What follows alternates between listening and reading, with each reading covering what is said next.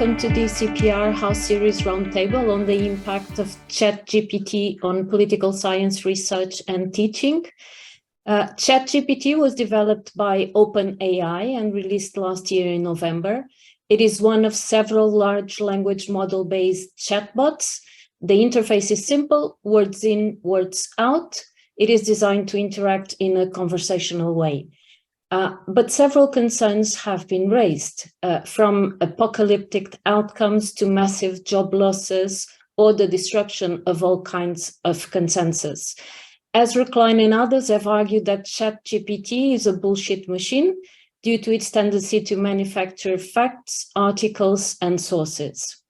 So, as so many questions remain unanswered, it is important to further understand what it is, how it works, and what are the implications of its use in different fields, particularly now that it is evolving and it is no longer a non-profit initiative. So some teachers are using it to teach and some students are using it to cheat. A professor announced that ChatGPT had passed a final exam for one of his classes, and a few schools have called for a shutdown of the software until more information is available. So in research, can ChatGPT write publishable articles from scratch or part of our articles? Can we trust in the information it provides? And according to it, ChatGPT does not have political preferences, but how does it deal with them? What are the political biases in the answers it provides? So it's in sum, should it be used as a tool for learning and teaching in political science? And if so, how and what are the costs and benefits? So let's start the discussion. Sebastian will next introduce the participants in this roundtable. And thank you for attending. Yes, thank you, Susana. Susana Salgado is, by the way, one of the two academic conveners of the ECP Method School. The other one would be me. And I'm very happy to have three excellent scholars here as panelists. On the one hand, we have Julia Schulte-Cloos. She's an assistant professor at the University of Marburg, specializing in computational social science with applications in political behavior and comparative politics in general. Then we have Thomas Robinson. He's an assistant professor at the LSE methodology department. And his research focuses on the application of machine learning methods on political science questions. And lastly, we have Kilian Seng, the head of research methodology of the Research Methodology Training Center at the Zeppelin University in Friedrichshafen, who has a strong focus on empirical social research and quantitative methods in general in political science research. Right, so three excellent scholars that we have here who are very qualified to talk about ChatGPT and all these things. Now, I say maybe a few things about what we expect to do today and what we certainly can't do. So one thing we certainly can't do in 90 minutes is settle all questions once and for all. Right. So what we want to have here is a productive sort of discussion, a productive conversation about some of these topics, where we bring together knowledge about the software itself and its applications, the problems with the software, but also personal experiences, right? With the use of this software, essentially, and discuss those in relatively general terms. As a discipline, I think we will have a lot more of these discussions, both on the level of the discipline itself, but also universities will have to have these discussions. There will most likely be different approaches to the whole thing when we talk about teaching, for example, across universities. What we're going to do now, we're going to start with a brief opening statement of each of the three panelists, and then go in a first round into questions regarding research. We've already received some questions also from the audience beforehand. You will have a chance to also post more questions in the chat, and then in the next round, focus a bit more on teaching related problems with chat or also possibilities of ChatGPT, and then we move to a sort of a freer, as time permits, a Q&A session where we then will largely deal with questions from the audience. Okay, So let's maybe go in the opposite direction and start with Kilian, if that's all right. Yeah. Yeah, thanks for having me here. And so, yeah, where to start? When ChatGPT just started at the end of last year, I was also curious about that. And actually, I must admit that I thought, okay, this might be more a threat to people who do non-empirical stuff. And then, so I thought, okay, if you're writing another essay about Rousseau or whatever, then this might be a problem, that there are many sources that you find in there and much more information that you don't know. But actually, then I was just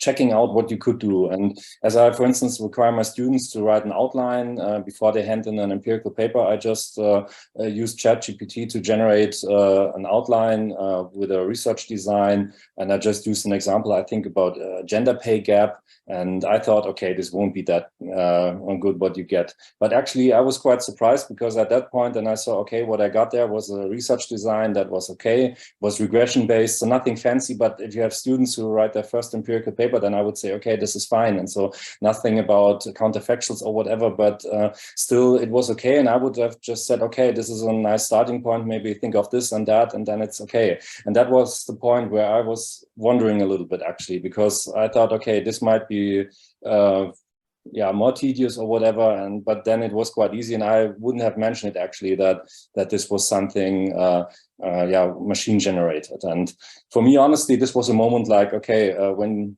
I was younger and I was watching Star Trek, then they asked the computer, what's on the surface of this planet? And then there was the answer, okay, it's made of iron, water, and whatever. And you were like, okay, this is the future, and this is quite far away somehow, like warp space, speed, or teleporting, whatever. And now we see, like, yeah, 30 years later that this is possible. And I'm like, okay, what might be possible within the next 30 years? As I think this, what we're talking about today, is quite a dynamic topic. And as you mentioned already, this is kind of a snapshot right now with this version of ChatGPT available and other resources. But I think even next year we will talk probably differently about this stuff. So that's why this is quite fast evolving, and understanding what it actually does and what it not does is something that is, I think, yeah, quite intriguing somehow. And yeah, it's especially as you get correct answers, and in the end, to understand that the answers that you get, that they are probability based, and that it's not really thinking that is behind. Actually, this is something, sometimes it's hard to get, because if you, for instance, ask ChatGPT, what is 5,000 times 5,000, you get a correct answer, like 25 million. But if you then ask ChatGPT, for instance, what is 4,875 times 2,597, then you get a wrong answer, which is quite likely. I just checked it last week, that then you get answers that are not really far off, but are not the correct answer. And reason is just that 5,000 times 5,000 is an answer that you get quite often. And the other one is one, yeah, there are many other numbers. And this is probably then a thing that is not that asked. And that's the difference at this point, because I mean, this is also something, this is just a snapshot at this moment, because once they start to integrate stuff like Wolfram Alpha or whatever, and then you won't have this kind of problems anymore. Then this should be easily solved. So this is probably only a matter of time. And yeah, I mean, you have many other curious, yeah, just incidents. Just the last time, if you think about this lawyer in the US who just filed a complaint, and then afterwards it came out that the decisions that were cited in this document, that they didn't exist. And you see, okay, this is somehow good for this guy not checking whether you find them on Google or whatever.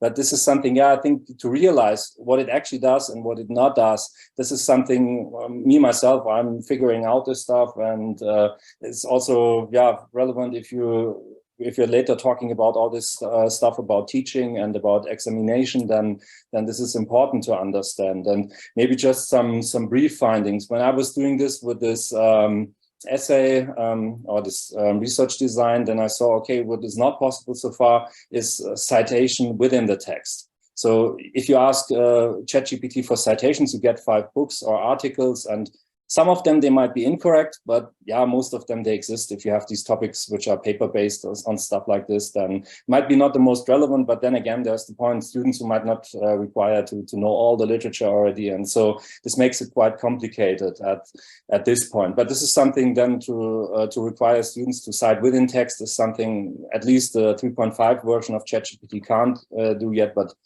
other versions in future probably will do. Other things that I mentioned, if you have a research design, then there's something like, okay, if you ask, I use this example of a gender pay gap, then yeah, okay, you get the right control verbs that it tells you, yeah, to control for age, gender, work experience, the position, whatever, this stuff. But what it does not do so far is to connect these variables to a certain data set. So I use, for instance, the socioeconomic panel in Germany, which is quite a large and well-known database.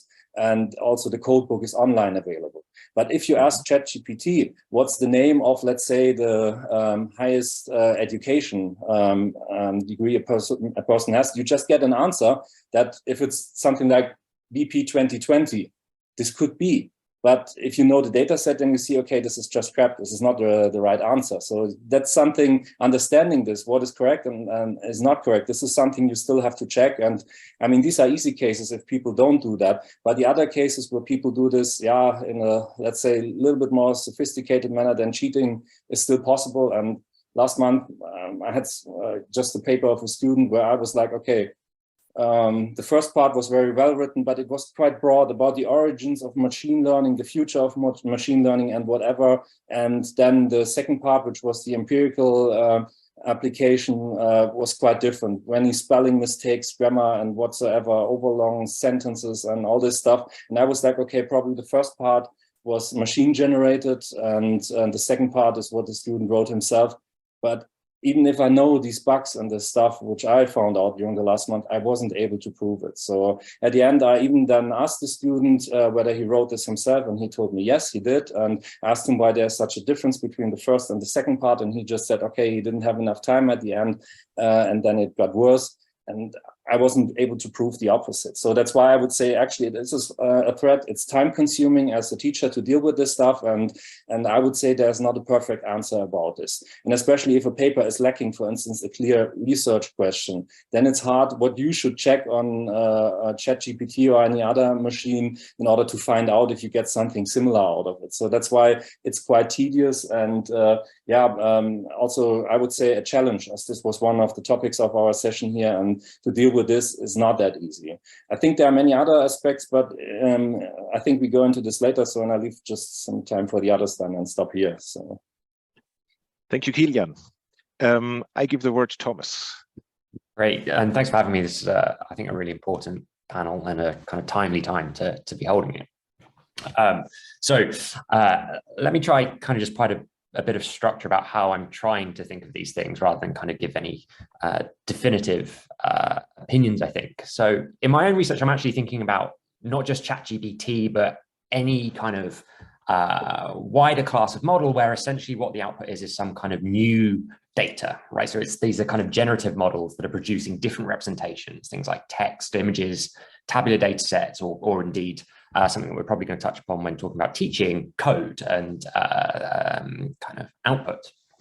And so what I think is most interesting to me about this kind of more general class of models is that they're essentially able to kind of generate this synthetic data far better than anything we've ever seen before. We've always been able to kind of take random draws from parametric distributions or slightly permute existing data. But now we really have kind of the tools to generate brand new images or brand new videos that simply take us beyond kind of these kind of more rudimentary techniques. And in particular, these representations that they point to, whether it's the text or the image or the data set, really do appear as if they come from nature or the wild, when in fact, they're just artifacts of the kind of numerical weights and biases within these very large regression networks. And I think it's that tension between the kind of apparent realness of that data, but its artificial origin that really undergirds why I think we have this panel and why we're so uneasy about these things. But I also think on the flip side, it undergirds our excitement, right? That we're able to basically generate this lookalike data. So when I think about the advantages and limitations, I'm essentially thinking about whether or not this kind of lookalike quality is useful and also when it might be harmful. And with respect to the latter and harm, whether I think it's harmful because it's threatening to me as a practitioner and what I do and whether I might be replaced, or whether it's actually threatening to the knowledge that we seek to generate or test, or indeed in the classroom summarize. And I think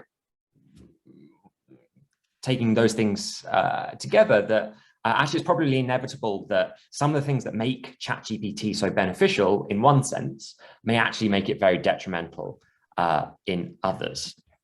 So if I think about kind of some of the kind of main advantages that I think we're seeing already from ChatGPT and similar types of models, particularly in the context of political science and research, is that these things do seem to kind of free us up from some of the grunt work that we would otherwise have to do in the research processes.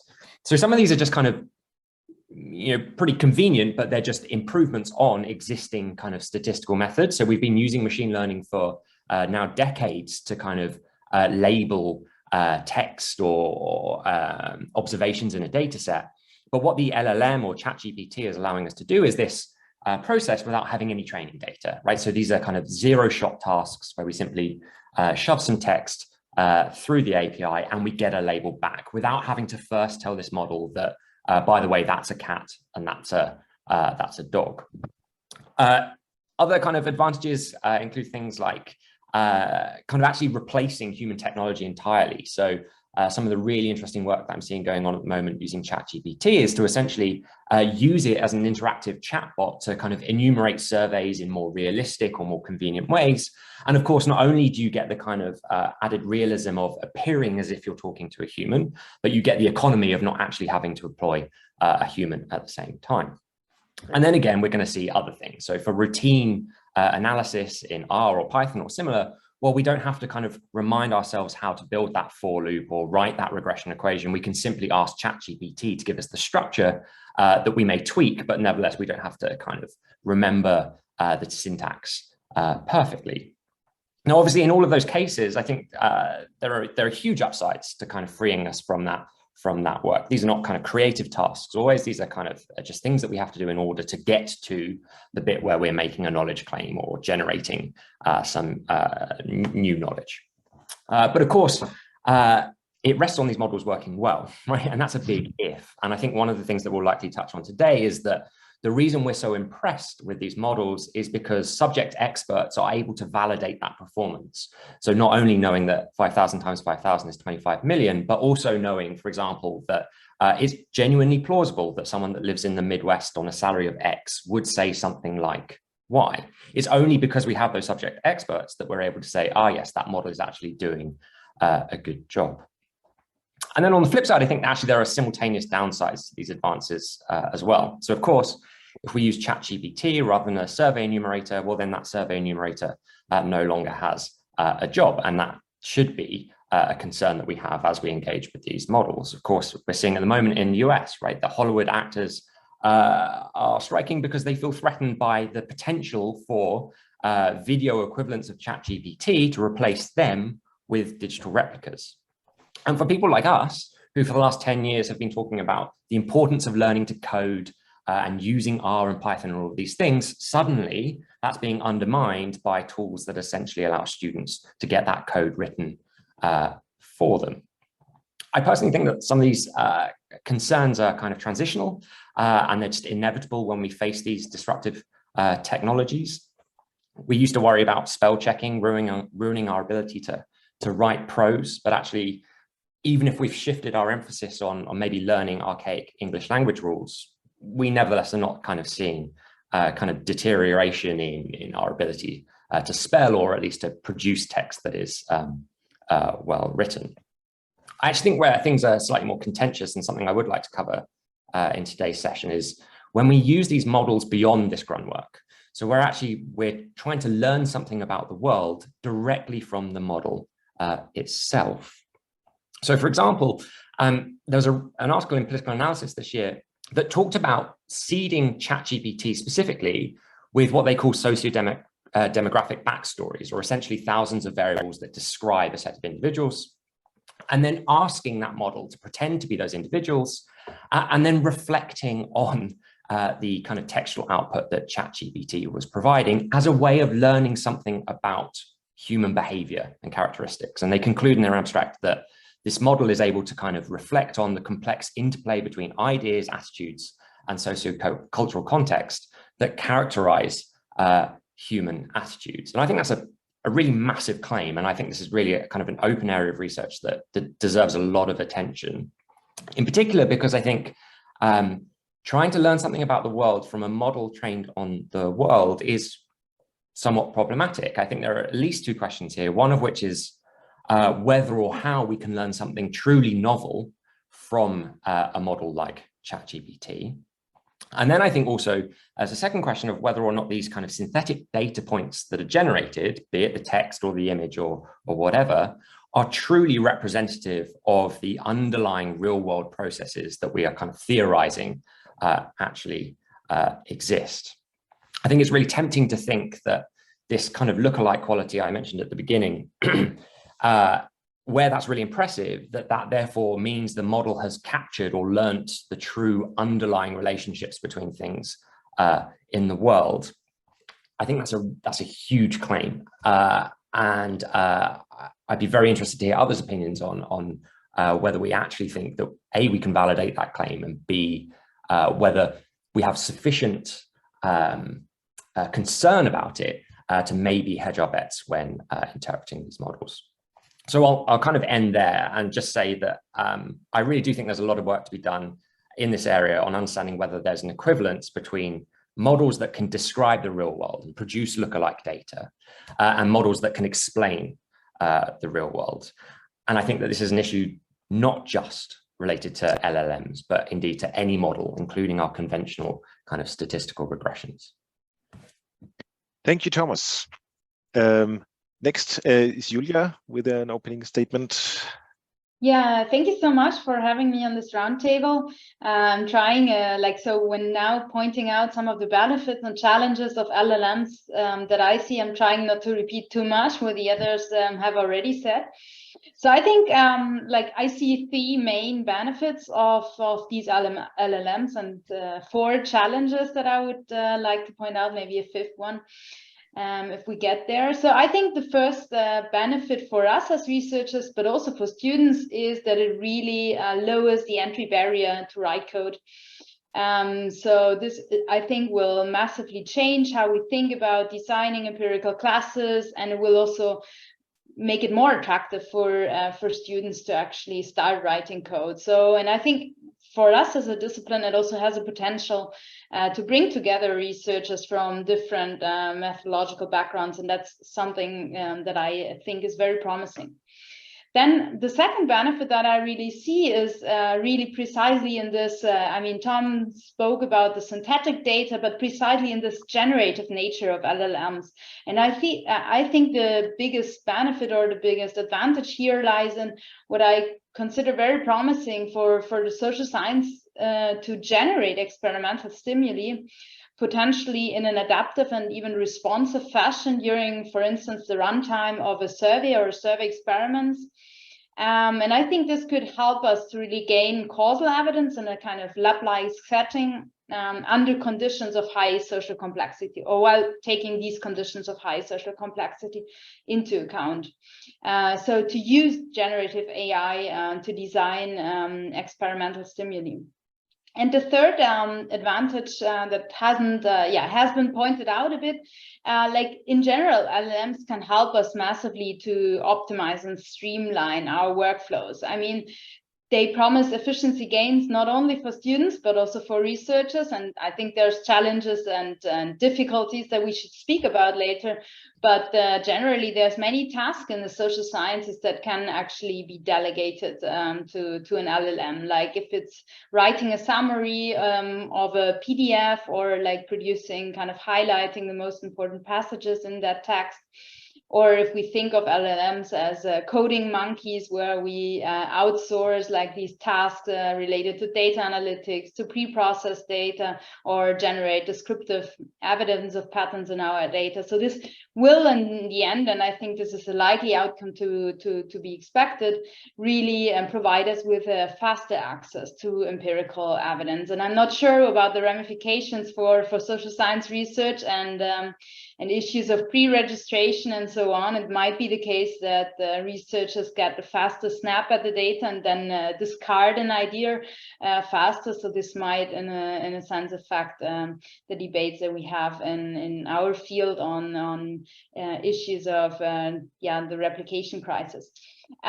So then when it comes to the challenges, like I mentioned, I want to point out 4. So I think right now we don't really have an infrastructure for training on how to use these LLMs, right? And this is a challenge. And so far as previously it used to be the case that the programming language in quantitative computational social science is the tool. And when we knew how to use or how to code Python or R or other languages, then we could master these tools. And in the future, it might be more the case that LLMs and their APIs are the tool. And when we know how to write good prompts, then we can master the tool, the LLM, and thereby rely on a range of different programming languages potentially. And so the difficulty that I see is really creating such an infrastructure for training. So training on how to write good prompts and interact with the APIs of LLMs.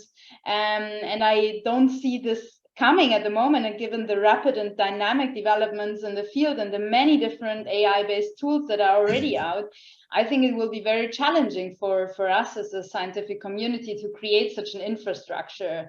And that's something that we could also address.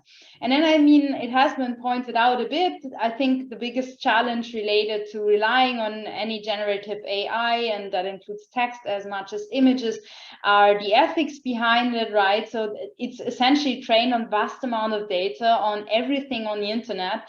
So it's obvious that a model that outputs images or text might also reproduce the biases that exist in our society and are found on the internet as such. So these are human biases, but we need to, in a sense, question whether we want to reproduce these biases. And I think the answer is easy, but it's more challenging to actually to actually address the model's output and make also these larger companies like OpenAI consider these biases. So that's where we as social scientists are actually very important, I believe. And then, like, the third challenge I see relates to computational reproducibility. I think this is a massive problem. So if we rely on LLMs, for instance, for annotation tasks, and I think that's a clear use case where we will, in the social sciences, rely on LLMs, then we know even within the same release of like ChatGPT 3.5 or 4, it can be difficult to get the same labeled data. So how can we really rely, how can we reproduce these results, and how can we, and that's important for us, because the computational reproducibility is actually something that we should care about as social scientists. Right, and then, like, the fourth aspect, the fourth challenge, the final one that I want to point out, I'm not sure how much this will immediately impact on us as social scientists, but a big challenge if we rely on proprietary LLMs is data protection. So I think this is already quite an issue in industry, where some companies even prohibit their employees to use ChatGPT for assistance with code writing, and they do so for reasons of intellectual property rights, right? So every input that we give into ChatGPT can directly be used by OpenAI, and then certain companies, obviously software companies, don't have an interest in making their software base accessible to OpenAI, right?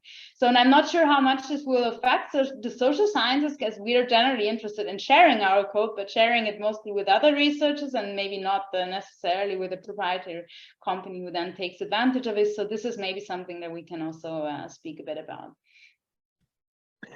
Yes, thank you, Julia. 3 very interesting takes on the topic, very different in a way, right? But all highlighting the the strengths and the weaknesses. Let's maybe talk a little bit about potential applications in research, right? You already provided some insights on what these models do, where they could be useful, where we could what we could potentially do with them. One of the questions I would have as a discipline, right? So I assume we find ways, we manage to build this infrastructure, train people, and so on as a discipline. How would we how would you think this would work? Would we have to now just have an additional declaration? We declare we have no conflict of interest, and we declare we have used AI for this and that in the production of this article. Is this kind of stuff enough to make sure that that sort of best practice and good care are given, or would we need additional mechanisms? For example, would you think we would need I don't know, the journals would need to start detecting whether AI was used, and whether all the things that were generated by these large language models are actually accurate and okay, for example. Kilian, yes. Maybe just as an opinion, I mean, many journals now require you to declare when you used just artificial intelligence. And so I would say, in a certain way, as we already mentioned, if this is helpful, like, to save some time and do easy things just much faster than before, then I think this is not really critical in that sense.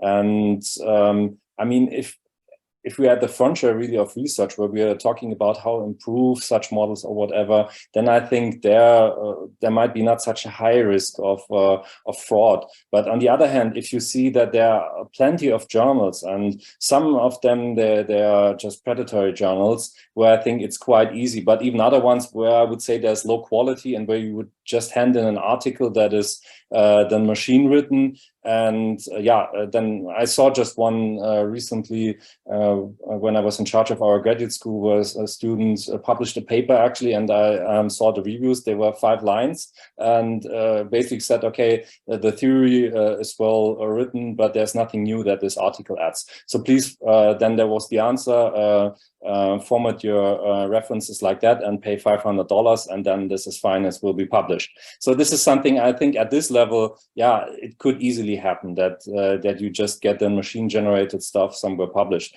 But on the other hand, if you have done at least some journals that put more efforts and having even several reviews if they're not sure. I was recently reviewing a paper, and then there were 4 reviewers at all. So which was really then like, okay, I think if you as an editor, you have doubts whether what you get is good or not, and I think there is still some room to find this out. But I mean, on the other hand, I'm also curious, once we have a case where, okay, somebody said, okay, I did this all by myself, but then somehow you can prove that this was machine generated. So that's why I would say here we will see what the future actually brings. But I think for developing methods and this stuff, there might be not such a big threat, and other more, let's say, I don't want to say repetitive topics, but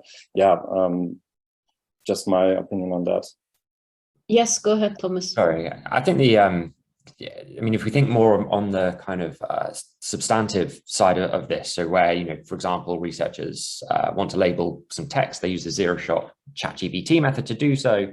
That poses kind of reproducibility problems, right? For these journals where you have to submit your stuff, well, without access to the, in most basic terms, without access to the random seed, right, it will be impossible to reproduce that exactly. And indeed, with the scale of these models and how they actually run, it's probably impossible even if you did know the random seed, given the GPU computation, etc. So I think that is a bit of a problem. And I think the onus, I mean, if this becomes mainstream and if we start to do this regularly, and I think this might be a good thing because it applies to other types of model too, but we'll shift away from can you produce 0.0537 and towards being able to show that this result is robust to, say, requerying ChatGPT or indeed running the machine learning model with a different random seed. I think that may actually accelerate movements in that regard because we'll be thinking about robustness rather than simple replication. Okay. That's a very interesting take, I think, that these ideas about robustness and so on, because when I asked ChatGPT, for example, how it could be useful in research, right, it gave me very, very trivial things. He said, well, I can help generate ideas, and it certainly can, right? You can curate and say, well, what do you think about this research question, or tell me something about, you give it a question, say, write something about this question, and it will produce some output, say, oh, there's a contentious question here, this and that, and so on. So it will produce something, okay, or you can ask it about ideas. It says, I can help with the literature review. Right, we already heard this. You said this citation and referencing and so on. So ChatGPT gave me an answer that is at a very different level, right? So in a way, for me, this is already sort of a. It seems like there's so many things going on that ChatGPT itself, right, it can't in any way reproduce, because it's in a way a shallow representation of whatever it was fed with, essentially until 2021, right? I think September 2021. So for example, if you wanted it to write a literature review, so the way I understand it, it wouldn't know any publications at the moment in its current iteration after September 2021, right? So there's obvious limitations to these kinds of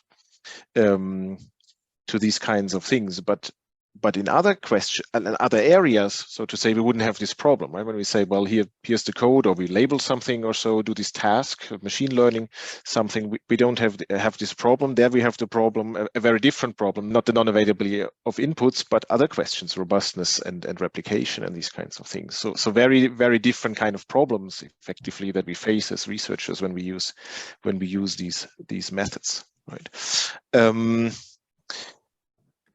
Nevertheless, one thing that I, for example, remember talking about things with a colleague who tried to do some relative complicated coding task, and we tried to do something in R, and he said that ChatGPT invented an R package that did not exist. Right. So these kinds of things seem nevertheless to be happening, right? So he tried to run this code and it just didn't work. He couldn't find this package because this package doesn't exist. So it's not just that it invents sources, it may also invent things here. So how can we ensure that that the qualities, if we use it as a research tool, right? How can we ensure that the quality is there? Do we need to do anything there, like more automated, more systematic, or is it just the responsibility of each and every researcher to just use it responsibly? No, I think some of the issues that you point out are kind of our caveats that we all have to deal with when relying on ChatGPT or other LLMs to optimize or to generate the code for us. But I think so the difficulty here is to kind of look at this from a more, so in the long run it might be better. That's like to be anticipated. But then from like a more temporary solution now, I think it can be easy, right, to fix these bugs. As if you have a rudimentary understanding of a given programming language, you can easily fix it and find it out. And you can even prompt ChatGPT to actually then fix it for you. If you have a rudimentary understanding of the programming language. I think the difficulty is like not only related to code, and it relates more to what kind of false trust or false confidence does the output that we get from LLMs actually foster or promote in us regarding the fact-based nature, as was mentioned before, as opposed to kind of the plausibility nature of a certain output. And I think this is really important, and this is also not just important for us as researchers, but also for students, right? So for students in particular, I think we need to train them in like an awareness of kind of this non-fact-based nature of the output and of the probability or plausibility-based nature of the output, be it when generating code or when summarizing literature or like PDFs and so on. So this is, I think, very challenging, and I don't know whether the others have ideas on how to create and promote such an awareness. I think probably, like, my take on this is like using these tools, using LLMs in the classroom, but I'm also a bit skeptical on how on kind of this infrastructure issue that I mentioned, because the developments are so dynamic at the moment that it's hard to actually what you'd be showing and teaching them now might be very different than at the moment they even submit their exams or their essays, right? So I don't know what the others think, how we could address this and how we could help like promote this awareness in students. We'll just go ahead, Kilian.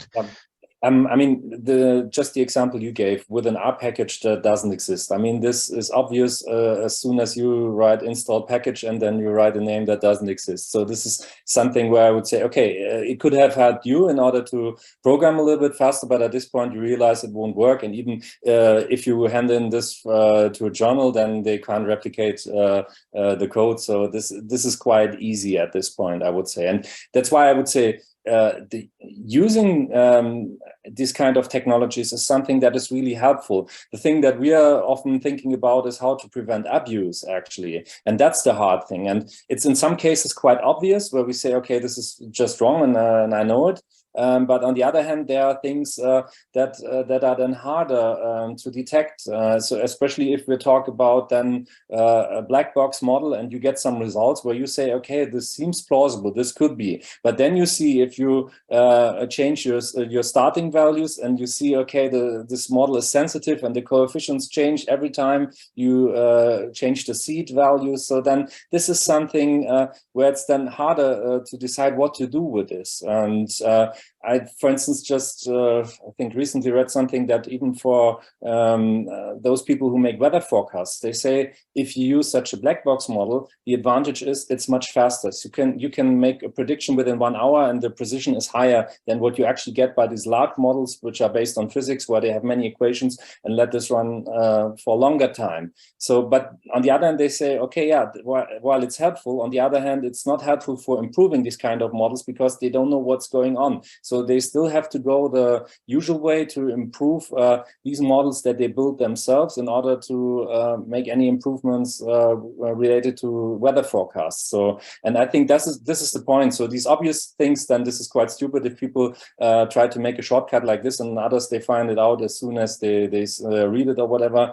But the things where you're not sure about it, then these are the hard cases. And that's why I would also say, yeah, with this infrastructure issue, this is one I would also see this is, yeah, critical. And there's the question, I mean, if we're now dealing with ChatGPT, we're not talking about other technologies at the moment. And then there's the thing that you could set up your own artificial intelligence and use this, and then it's hard to replicate or find out for anybody else what you did, especially if it's not clear what you trained your model on and whatever. So that's why I would say I don't think that this means that it's really a big problem for teaching really at, let's say, even at a starting point. So if you now see that students, they're using ChatGPT, they're talking about this, then I would say it's still useful in the methods class to introduce neural networks in general and to understand how these models just work. And if it's just a simple one, and even if you get the code, just if you ask ChatGPT, set me up a neural network, then you get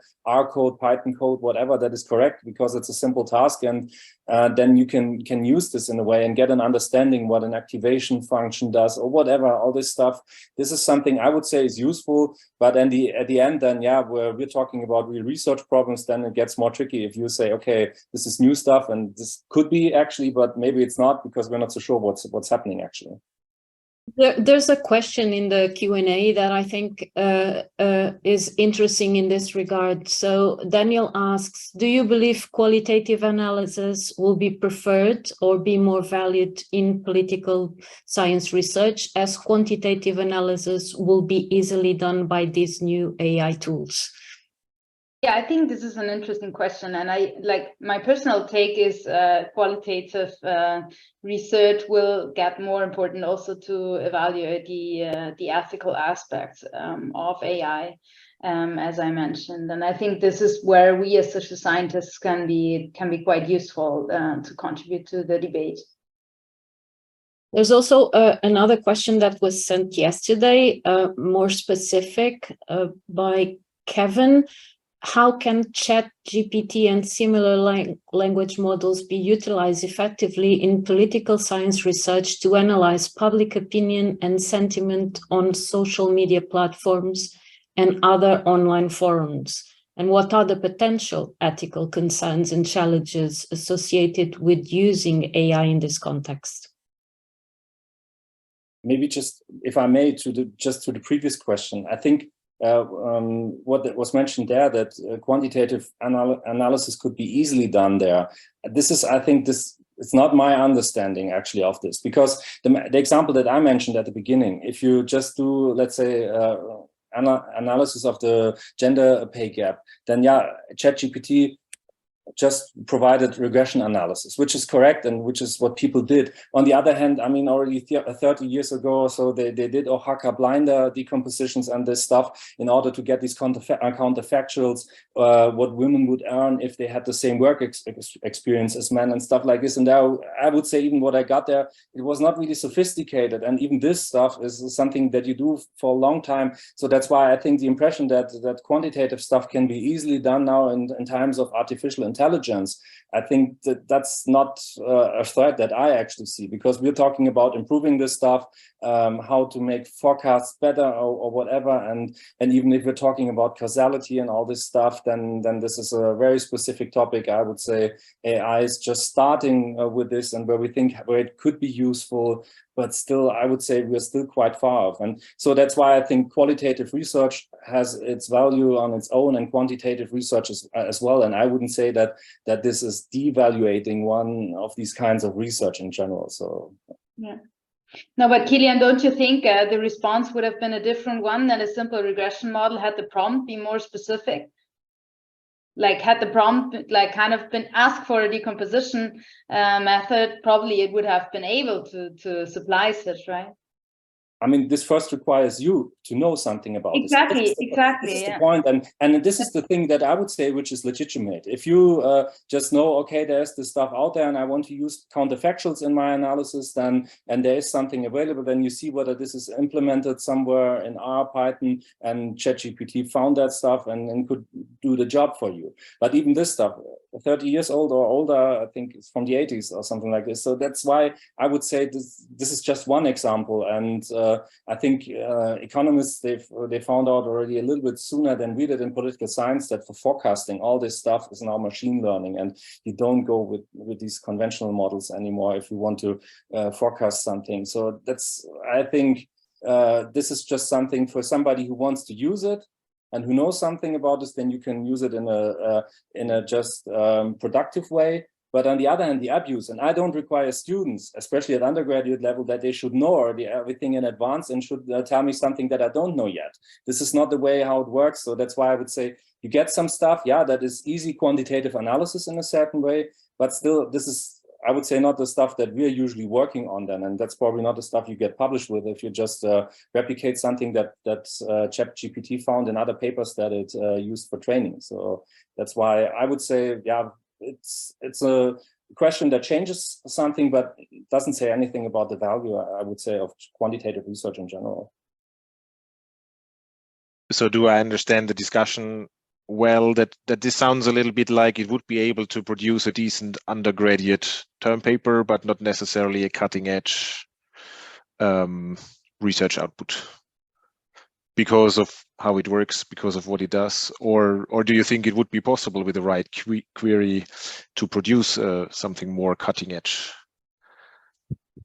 It's reproduction, basically. I mean, there's a lot of stuff that you don't know, and that's why you can't be aware of everything. But so far, most of this stuff is reproduction, and that might be useful for things you're not aware of, and you can get easily access to some information that you don't have, as you can't know everything. And that's why I think it's useful. But if we're talking about this cutting edge stuff, and at my university, we had a discussion about this, how to deal with ChatGPT. And one colleague was saying, okay, then everything ChatGPT can do, this should be then our new mark where we say this is failed. So, but setting just a level there, then this is not, first of all, it's not practical. I would say it's also not fair, because it would require all students to write their papers with ChatGPT. Otherwise, they would have a competitive disadvantage compared to others who do this. So that's why I think these ideas, they are not practical, actually. And in the end, there should be, I think, just this thing that we still somehow be able to convey some information. And a student who just knows how to prompt something but even doesn't read then actually what ChatGPT is producing and hands it in, then this is not what we want. So that's why I think, yeah, you won't get really something really fancy out of this, I think, but something that would be sufficient even, I would say, for more than an undergraduate paper sometimes, depending also on the topic way in. As some of the stuff there you find more literature and doing some decent machine learning stuff, then you would say, okay, this is still quite okay even for a master's course or whatever. So that's why I think in the end, use of this is something that is very, very apt, and we should think about how to incorporate this stuff. But preventing abuse is something really different.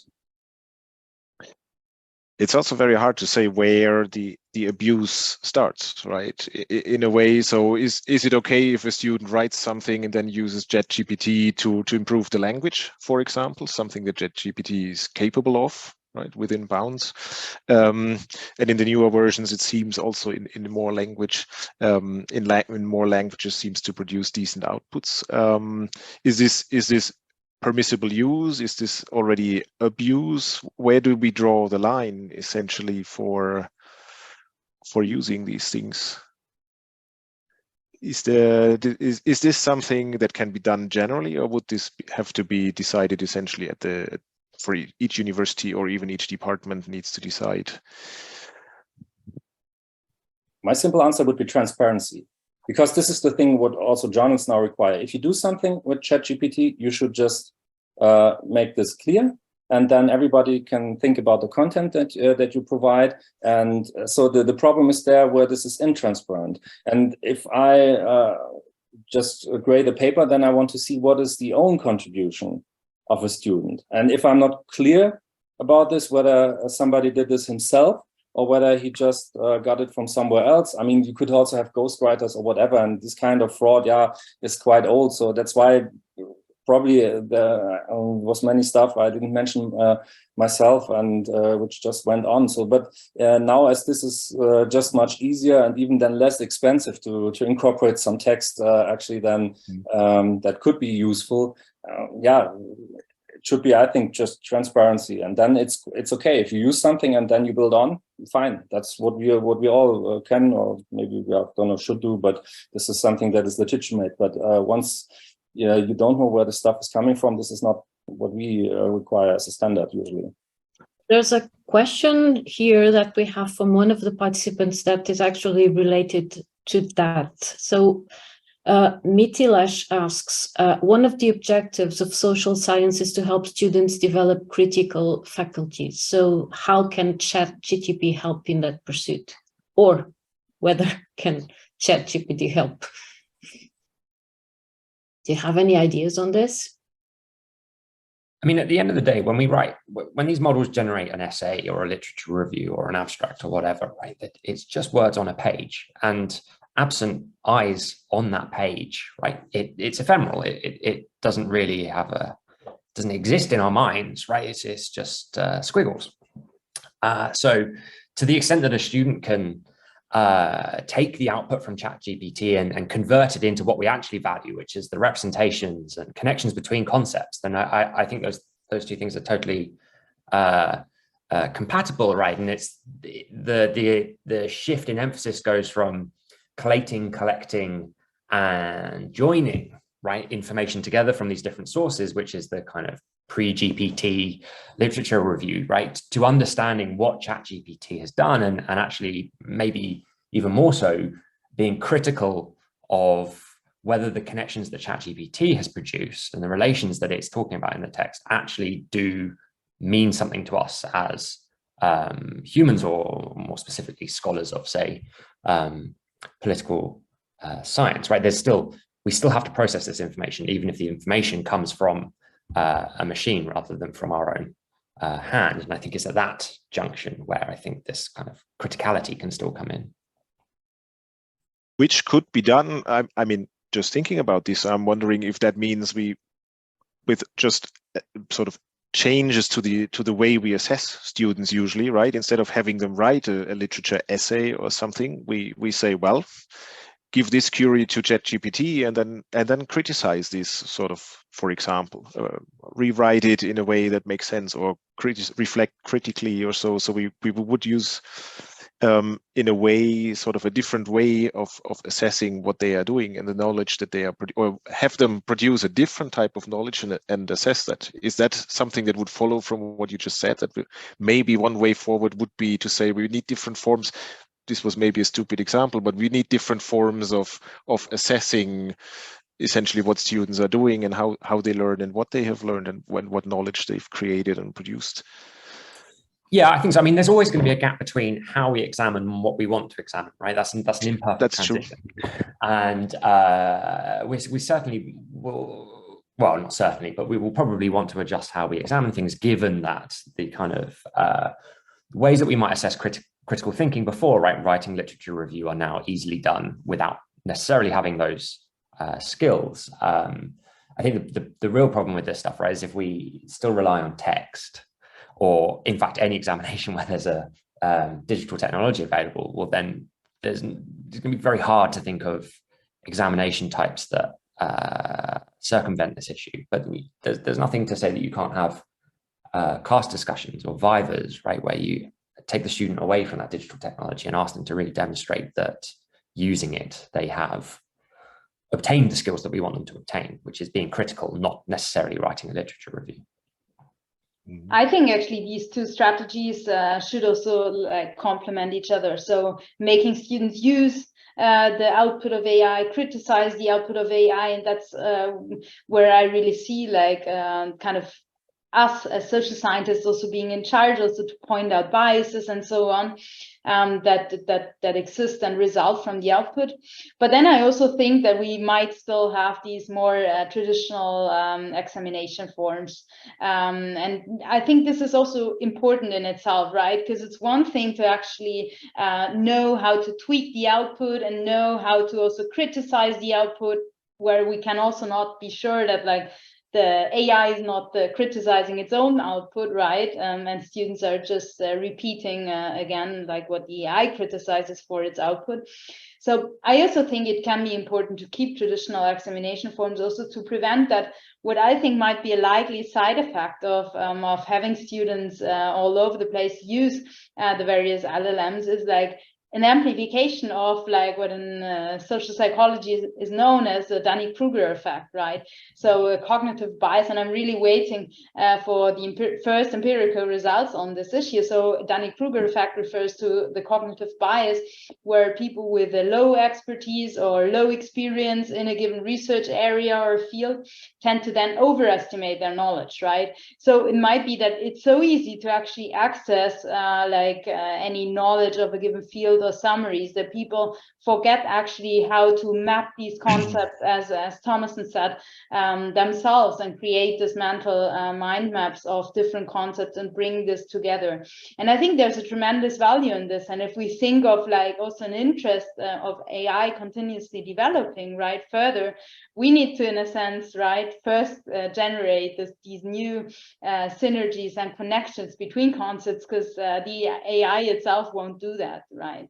So in a sense, we're still in charge, and we're still necessary to do that. And that's why I also think by implication we need to train students to do that. And if these types of examination forms, classical ones, can help to do so, I think that's promising. Yeah.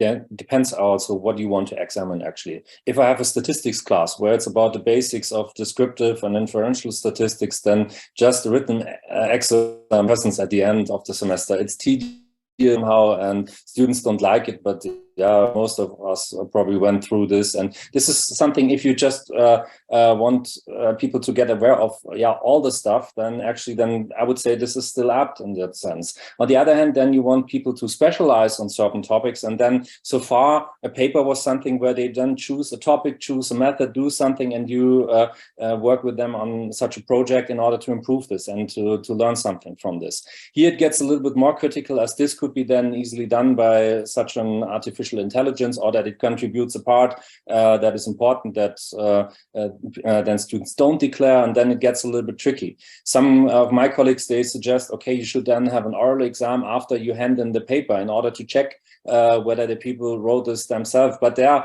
I would say this is a way of dealing with people where you say, okay, if you don't know the answer, then you can't have written it yourself. And as I just had these doubts just last month with one paper a student handed in, I was actually asking him then about this, what I mentioned. And then, yeah, at this point, even if somebody says, okay, I wrote about this, but now I have a blackout, I forgot about it. Is this a proof that he can't have written it himself?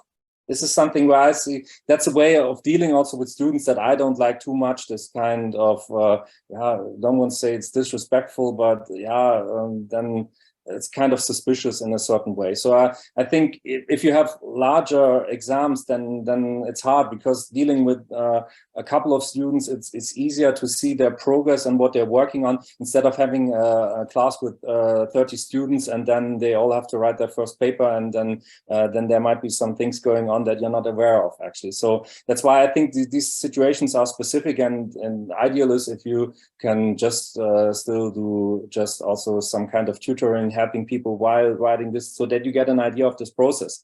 But even these ideas that some people say, okay, you could require log files when they write their papers. Also, this can be faked. You could say, okay, that you write a page each day and then you hand it in while you wrote it once, and then you just put this together in pieces. So these are things that I would say, somehow we should still see which is a way of examining people that is useful for the specific task. And as at the end, if they still should be able to produce text themselves, they have to train this somehow. And this is something where I say, okay, AI can be useful, but you should use it in that way that this is a starting point and then you go somehow beyond. And whether it's possible to be aware of all this when you're marking this stuff, well, I would say it's the same now. Like if you have a ghostwriter, then you would say, okay, this can be, and okay, it's usually then not perfect what people hand in, but it's okay. And then this is a strategy some people still can use. And this is maybe now a little bit easier than it was before, and even less expensive maybe, but okay, then that's the way how it is probably. Can I ask a provocative question related to this issue? Sure. Of using AI? So what do people think, or what do the two others, or like all of you think? What would students think, or how would students react if we were to propose to use AI or for the grading? So would students be fine with it? Would students accept it? Would they feel offended? Like, what do you think would be the reactions of students? Well, I think criteria are important. So transparency is something how you grade this, because sometimes what I saw also at our department, sometimes the students, they don't know how it was graded actually, because there was a good mark or not such a good mark, or some papers that were really bad, but their colleagues known for giving very good marks. So if this is intransparent, actually, this is something students complain a lot about, what I saw. But on the other hand, I think students wouldn't be happy if you say, okay, this was graded by AI. It would be unusual, first of all. And then also the reliability would be something, I mean, in the end, if you use something to facilitate your work, but at the end, it's your responsibility and you have to check this at the end. So, and if you see, okay, there's something useful that you can use, but then maybe, but just, I would never imagine that I just then, okay, do this automatically and then don't have a look at this. And this is the point. Use it where it's useful, but at the end you're responsible, so you have to at least read it and see whether it makes sense, and then to intervene if you see, okay, there's something weird going on. And on the other hand, I mean, you have these issues now that, for instance, also teachers, that they provide just their lectures with artificial intelligence, and I heard this maybe just more from schools than universities so far, but this is something I would say if students then realize that's somehow embarrassing, I would say. No, I mean, it should be communicated as such, right? And also the criteria, right? The marking criteria should be prompted, no? So that's something that I think is obvious. But like, I think, so my hunch is most students would feel super offended and would absolutely not agree to having their grades be assigned in such a way. But and I think that's precisely, I mean, this is what Kilian said, right? That we're ultimately looking for meaning.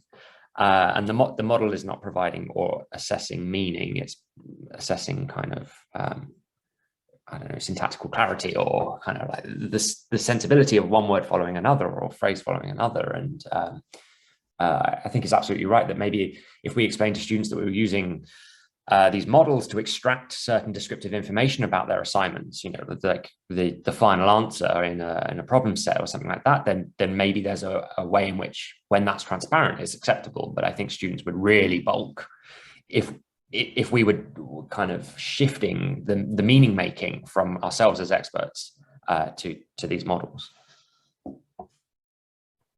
So one question is related to transparency that you have referred to. So exactly what do you mean with transparency? Would it mean to describe all the procedures and where it was used? Maybe, yeah, I would say, first of all, there's one thing that is interesting. As you know, maybe in the US, some authors now were filing a complaint as they don't agree that OpenAI just used their text also for training. So I'm quite curious actually how this will end. So whether they say, okay, property right means that if they don't allow this, then you can't use it. Then there's the problem how to prove this and how to be aware of this, because I could set up my own machine and just put in whatever I want, and how to make this transparent actually. So I think there are some practical limitations. On the other hand, as property rights, I think they are still quite important, especially in the US. Then I would say, if they say, well, okay, do whatever you want, this is also not what I'm expecting. And so somewhere in between is what I suspect will happen. So, but this could be quite interesting, because this claim that we should have kind of a signature or whatever for stuff that is AI generated, this idea is around, but the question is, how could you make this really then, yeah, in practical terms, then quite complicated. But I'm curious what will happen with this. And my understanding would be, if we're talking now about researchers or students, if they use this, and if, I don't know, you write a paper where you use ChatGPT, and then you say, okay, I did the annotation with ChatGPT version something, then this is fine. I would say this is transparency. And then, there might be some disadvantages for those who know a little bit more about this. And then in a review, you would discuss this, whether this makes sense or whether you should have done something else maybe. So that's why, and even if you say, okay, let the introduction of my paper is written by ChatGPT, then if you declare this in your paper, I find it a little bit awkward, but okay, if you do this, then that would mean to me transparency. And other things even that people explain how they did this. Yeah, I mean, for literature reviews, it's actually that's many colleagues that they require this, that students say, what are the prompts that they use to search for in a literature database and stuff like this. So all these kinds of transparency can be helpful. And if you require this because you see a certain value in that, then this is something you could do. And at my university, we also had a discussion about this. And basically, as there's no regulations so far coming from the EU, our government or whatever, how to use or not to use certain stuff, then basically that's the point that every teacher can decide how he actually wants to examine papers. And then this is the thing that I have to communicate to my students, what I want and what I don't want. And for me, the point is I want to see what did they do themselves. This is the stuff that I'm actually then grading. And so that's why they can use as much as they want, but then there should be something which is of their origin. And this should be clear to me then in the end. And okay, let me shift the focus a little bit, because we've now talked a lot about students, right? But there's of course also us as teachers, and questions how ChatGPT can be useful in helping us, right? One thing I did just for curiosity a couple of days ago was to prompt ChatGPT to come up with, like, for a course that I am currently teaching, to come up with some topics for a course on that topic. Right? Give me the weekly topics, and I had 80% overlap with the course that I actually had.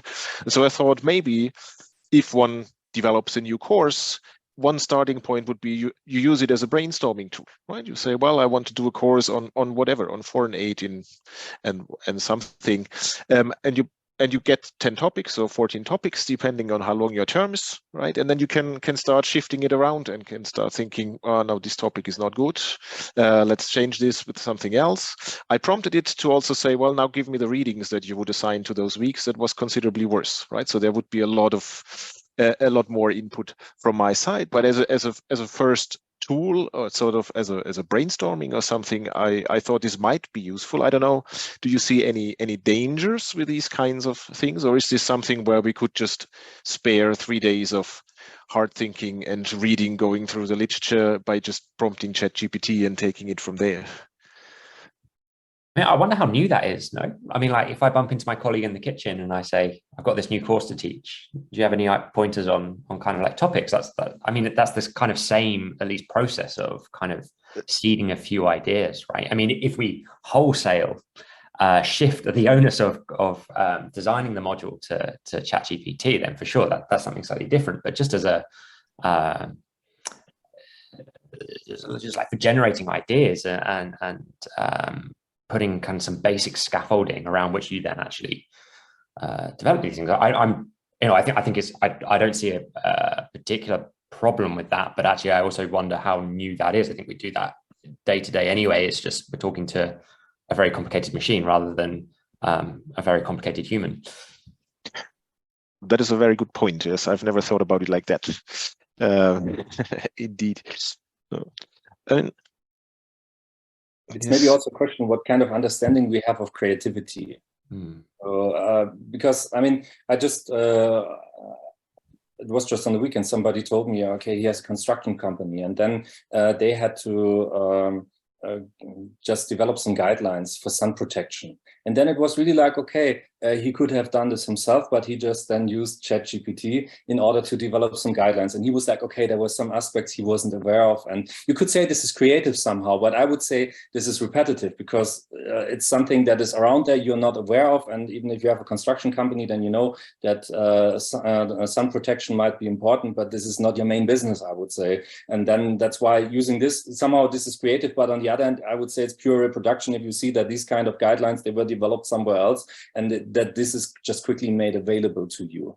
But if you're talking about your own research, and so far I wouldn't consider that if I have no idea what I should do research on, that I would then just ask ChatGPT what I could do. This is something, at least emotionally, I don't feel like that now, honestly. So, but this is the thing, what kind of understanding you have creativity. If you say it's creating something that you were not aware of, then yes. If it's really creative, something new where we say, okay, this is some added value to our discourse, actually in a scientific community, I'm not so sure. I think there was a comment in the chat earlier that was kind of pointing out that these LLMs are, they're probabilistic word sequence generators, right? So with a few kind of minor additions, you're saying, okay, this is what came before, what is the next most sensible word or kind of token to put in, and that's totally true, right? And in that sense, I think this speaks to your idea of reproduction, Kilian, right? But in the other sense, like if we think about kind of the fact that this is probabilistic, that there's some probability that what you're going to get is a sequence of words or pixels, I think it is perhaps slightly easier to think about, that hasn't been generated before, even though it's just the probabilistic repetition or production of weights and biases that we've learned from existing data. And in that sense, there is the possibility, I think, that even though it's just predicting the next thing, right, using what we already know, that you do get novel combinations. And again, when we process that, we judge that to be creative, right? It's something that we haven't seen before. It's an image that, whilst it looks like a human and it has features similar to others, right, it's definitely not the same as the person's photograph that we used in the training set. And in that sense, I think there's, like, reproduction can be creative when it reproduces things in a sequence that is slightly novel.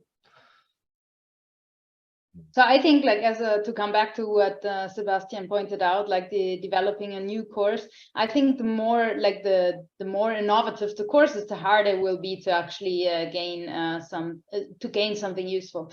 And here, that's something that I think is common in LLMs generally. Like, it gives us results, it gives us output that cover a very, very broad range. But as long as we don't train a specific hat on top of this LLM, right, that fits to our needs as political scientists, as social scientists, we won't get something that is very nuanced. And so this is also something I personally think is very interesting, and I don't know whether there's already people training such a hat on top of a large LLM that really fits onto social science use cases and the social science literature. But in other fields, that's the case. So like in medicine, for instance, I think MedPalm, that's the name of kind of a large LLM that is used in medicine, right? Which has been really optimized for medical purposes by actually using an LLM like Palm and then training this fine-tuning this hat on top of it, right? And so I don't know whether anyone has ambition in political science and the social science to do something similar, but that I think would be necessary to gain to really generate meaningful output for something that goes into depth, right? So to gain like nuances to in the social sciences. So if it's a very broad 101 course, I think it can work perfectly fine. But as soon as it starts to become more specific, probably will be difficult. I'm just skimming through the Q&A. So here's, for example, someone asking, Daniel is interested in the panel's thoughts on using ChatGPT in teaching. Helping students find the problems with the technology is his approach, right? Having caught 2 of my first-year students who used ChatGPT to produce their essay last semester. This semester, he's asking students to write a policy brief using ChatGPT. Right? And the aim is to force them to think about the limitations of the technology, consider how to draft prompts and its inability to provide political nuance and be responsive to political needs and demands. Right? This is, in a way, fits to this lack of this, the way I see it, of this what you just said, this hat that is missing on top of that. But do you think this is a good way forward for now? I mean, lots of things are in a flux, right? So none of this is in any way possible to get a definitive answer or definitive solution because things are moving so fast. But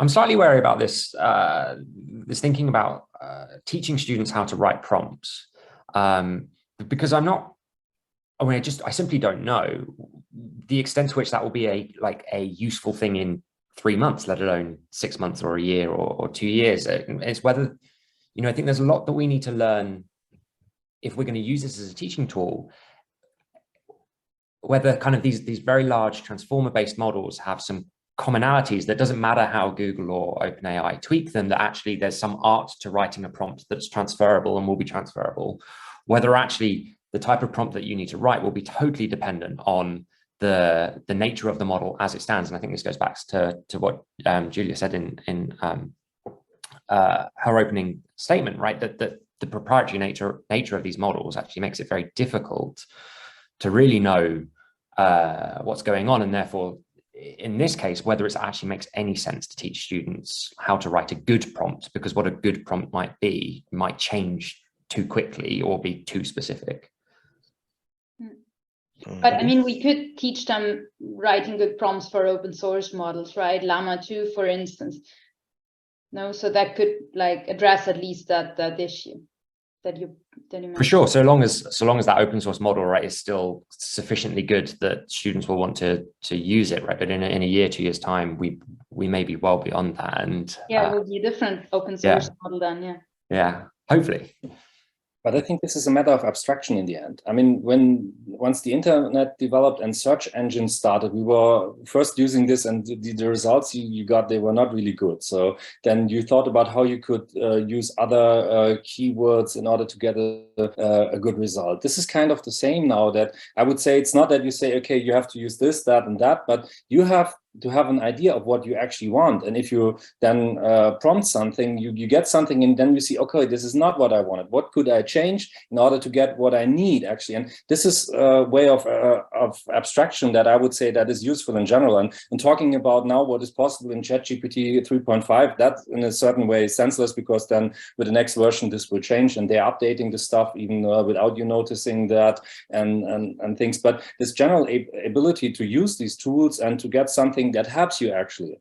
And I mean, if you remember when Italy, just a few months ago, when they forbid ChatGPT, and then there were companies that said, okay, if you don't allow this again very soon, then we will just go to another country where this is allowed, because this is a competitive disadvantage for people who do coding, and where just then you need more employees to do a certain task if you don't have these tools, and otherwise not. So that's why I would say this general task of using these technologies and getting familiar with this is something I would say that's actually the thing that we want people, that they do something themselves. And even if you think about at the moment what actually then plagiarism is, and when would you say, if it's just that you have one prompt, you get an output, and this is what you copy paste into a paper that you hand in, then people would say, okay, there is no own really just achievement by this. But if it's like this, that you know, okay, you have to do 10 things to refine it 10 times, then even for now in these cases that discussed, then there's the thing that it gets kind of an art to get something useful out of this. And that's why I wouldn't see too literally, but this way of thinking, of abstracting things, this is something I would consider to be useful. I mean, I think that's a really good point. Did you think that that's like, do you think that the art of writing a prompt, or the abstract art of writing a prompt, is you know, different from, say, the art of kind of keyword searching that we already use in things like Google? That there's some kind of fundamentally different skill there, or is this more just making students aware of kind of that adaptability to what you get out, given what you put in? I would say it's comparable in the end, because you get a result, you see, and that's the thing, that's where you need some understanding of the topic. And that's the thing, what we don't want is people just, they produce something, they don't check whether this makes sense or not, they don't think about this, they don't deal with it, and just they hand it in, and they can't tell you 1 month later what they handed in. So this is the thing we don't want, actually. But the other thing, if you get something, you deal with this, you make your own thoughts about this, and then you think, nah, but I wanted to have another aspect, this is not in there, how could I get this in there? And this was the first thing. Even if you then wanted to know when a certain shop opens, and your first Google search 20 years ago was not so helpful, then you thought about what could you reformulate in order to get this information that you actually need. That's a little bit simpler than writing a paper in terms of abstraction, but here I would say kind of transfers. So perhaps just because we don't have that much time left, but there's an issue that it was not addressed yet, and I think it's really important, which is regulation. There's a question in the Q&A about if your universities have made any rules available for the use of AI. So basically, are there any guidelines at this point somewhere? As I mentioned, at my university, we had this discussion, and at the end, there were some colleagues who just made a proposal to the university, actually, and I think it was kind of creating awareness of what kind of technology is available. As some colleagues, they are not really aware of this, they're maybe not interested in this, and some people, they just proceed the way as they always did, so, and they don't care that much. So I think creating this kind of awareness is one first step. But on the other hand, yeah, I mean, even now for university, it's quite hard. If you say we don't allow this, then it might be that this could cause some problems if then students who fail, if they then file a complaint, and if the university then loses, maybe, then this is something where so far we just say there are some recommendations, and at the end it's up to teachers who decide how they want to grade, actually. And so that's why we don't have a certain policy that something is forbidden or not, but just try to make people aware of. And once there would be some kind of regulation, then yeah, surely we would adapt to this.